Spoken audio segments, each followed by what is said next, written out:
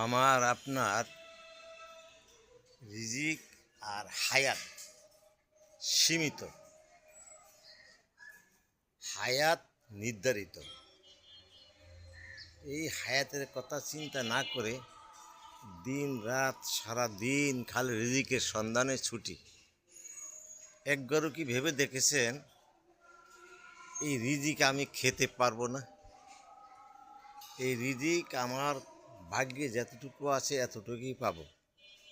উদাহরণস্বরূপ চিন্তা করে দেখেন, যে কোটি টাকা কামায় সেও সামান্য খায়, আর যে রিক্সা চালায় সেও সামান্য খায়, তার বেশি কেউই খাইতে পারে না।